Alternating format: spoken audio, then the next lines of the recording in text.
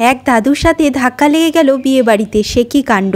পরিবারের সবাই মিলে চলে গেলাম অর্পিতাদির বিয়েতে, আর বিয়ে বাড়ি ঢুকতে না ঢুকতে সে কি কাণ্ড, দাদুর সাথে ধাক্কাই খেয়ে গেছিলাম প্রায়। দাদু অন্যদিকে তাকিয়ে হাঁটছিল আর আমিও স্টাইল দিয়ে আস্তে আস্তে হাঁটছিলাম। ভাগ্যিস ধাক্কা লেগে যায়নি, বয়স্ক মানুষ যদি লেগে যেত নিজেরই খুবই খারাপ লাগতো।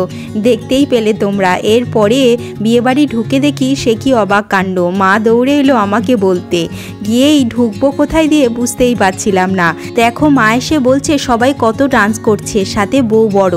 রিসেপশন হলের সামনেই এরকম ভিড় দেখে আমরা ওইদিকে আর না গিয়ে এখানে স্টল বসেছিল সেখানে খাওয়া দাওয়া শুরু করে দিয়েছি। আর দেখো এইভাবে ফুচকা খাচ্ছি, বর যে কখন শ্যুট করে নিয়েছে বুঝতেই পারেনি। এই ফার্স্ট টাইম বউ বরের সাথে না দেখা করেই আমরা এদিকে এসে খাওয়া শুরু করে দিয়েছি। কি করব বলো, সবাই ওখানে ডান্স করছে আর এত ভিড় যাওয়াই যাচ্ছে না। ওইদিকে সবাই ফুচকা আর পকোড়া খাচ্ছে, আর আমার বর তো ফুচকা প্রেমী নয়, তাই ও পকোড়া নিয়ে চলে এসছে। আমার আর বুলটি কাকিমার উপোস ছিল, তাই আমরা যা খাবো সবই ভেজ। তাই ফুচকা দিয়ে শুরু করলাম আর তারপরে খেলাম কফি। আর তোমরা ভাবছো আমরা একাই এখানে খাচ্ছি কেন, আর লোক কোথায়। আসল কথা কি বলো তো, আমরা অনেকটা রাতের দিকে গেছিলাম, আর গ্রামের দিকে মানুষ একটু তাড়াতাড়ি খাওয়া দাওয়া করে তো, তাই বেশিরভাগ মানুষ খাওয়া দাওয়া সেরে বাড়িতে চলে গেছে।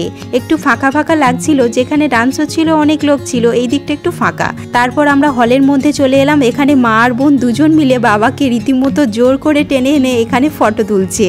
বাবা দূরে বসে পকোড়া খাচ্ছিল, আর আমরা তো শুনবই না, বাবাকে জোর করে এনে সবাই মিলে একসাথে এইভাবে ফটো তুলে নিলাম।